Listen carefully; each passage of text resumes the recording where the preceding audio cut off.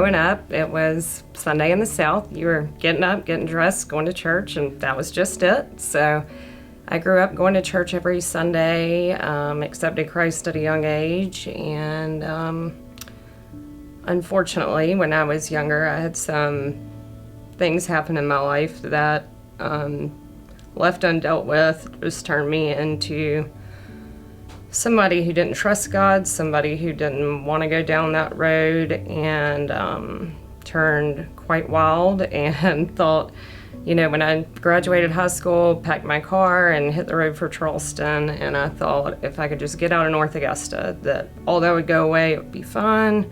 Got to Charleston and decided that drinking and going out would be a lot more fun than going to school. So I went down that road, ended up pregnant at 20 years old, married at 21, divorced at 22, and back in North Augusta, really, really depressed. Didn't have my daughter half the time when she was with her dad, and just felt really alone. Definitely didn't turn back to God at that time, just kept kind of going down that road, and he was still good enough to me that put Patrick in my life and me and Raylan's life. Like her, I also grew up in a strong Christian family in the South, Sunday morning church, and it was wonderful. We were part of a wonderful church family, and I, like Casey, accepted Jesus Christ as my Lord and Savior at a very young age, and I had that spark, I had that excitement, I had that love and adoration that I wanted to be at church. And it was, as you grow older, you experience different things, of course, and I started to move further away from that because it was more of a social setting. I lost the touch, I lost the flame, and then also the hubris of man. I thought that I was in control of everything. I didn't need anybody, and there was no spirit that was going to be able to get me to that point. I believed in God. I didn't believe in the power of God and the power of Jesus, and so I took that mentality through college, through law school, and back home. And I had a problem. I had the internal fight that I knew I was a good person, but how that did not resonate with being a proper Christian. I tried going to church, and there were very good churches around here and church families, but they just didn't fit. They weren't resonating with me. And then, I met Casey and her beautiful daughter Raylan, and they came in my life, and my life ended up having a different purpose at that point, more driven and understanding that this is beyond me, and that I owe it to Casey and to Raylan and our child Maddie for having a church family. And so I became more interested in that, and we continued to try, but again, nothing stuck. I was too scared at that time to tell Patrick any of this stuff, to go down that road, so I just acted like everything was perfect. I decided to just put on the perfect facade, that I was going to dress nice, I was going to look nice, I was going to have a nice house and a nice car, and we got married and everything was perfect. We just had our perfect little family, and until we realized that we really weren't happy. Before I got really, we both get really money driven. All right, if we can have this much money in the bank, if we can own this many rental properties, if we can have our house debt free, if we can meet all these things, we'll be happy. And we started meeting all those things, and we just still weren't happy. It was like, all right, we need a bigger goal. That wasn't good enough. We need a nicer car. We just started doing this stuff. And I think one of the things we've really realized through coming here is like, that's not going to make you happy.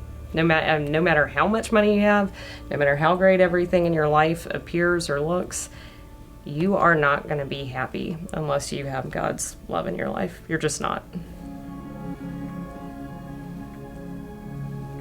Raylan came home from school one day, and she said, I met a girl named Zoe, and she keeps inviting me to come to church with her at True North. I really, really want to try it. Reluctantly, I agreed. I did that internally, didn't let anybody know it, because again, my pride, I'm in control of this. There's nothing that can bring me any further enjoyment or satisfaction. And again, the spark and the ember for my love with God just seemed to be something that could not come back. And I was, I guess, maybe concerned and scared about that. So we went, and Dave and Ashley Willis were speaking, and we were crying, laughing in church. We said, that's the first time we've ever laughed that hard at church. But when we started coming, it was fall of 2021, and I just, every week that Steve would speak, I would just feel God saying, you're still not okay, you're still empty inside, that you still haven't dealt with everything. And so Patrick and I ended up talking, and it was a really hard time in our marriage and our lives, and started going to therapy. And between that and coming to True North, I really feel like God has let me break down some really big walls that I've always had in my life, to where I do want God back in my life, and I feel like I can feel love and give love, and He's opened my heart to forgiveness and let me see how bad bitterness can really take over your life. And just because something bad happens to you doesn't mean it's God, and He can still love you even when you think you've made mistakes that you can't come back from, and you've let Him down. He's still there, and He can still love you. And True North's really opened my eyes to that, so I'm really thankful for that. And now, I do feel like I have purpose, and I do feel happy inside, and I'm just excited that we started coming here, and I can move forward in my life really being happy, not just putting a fake picture of it out there. The other thing I think that had kept me away from church was what I was going to hear, that I'm a failure. I have, in the eyes of God, I have sinned.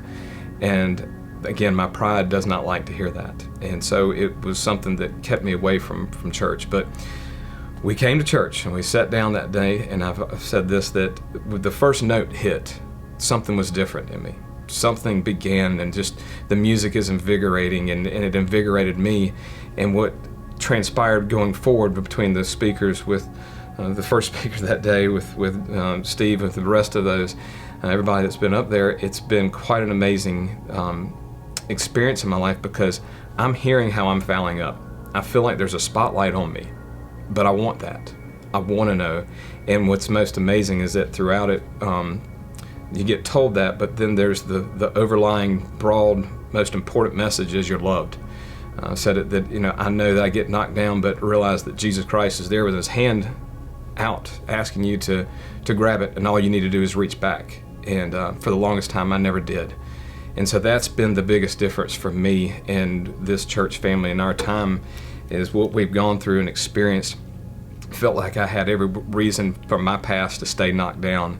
And True North has taught me to stand back up and to love God, to understand that spark is there, that He never left me. I tried leaving Him, but He never left me. And that's been the most satisfying, fulfilling experience of my entire life.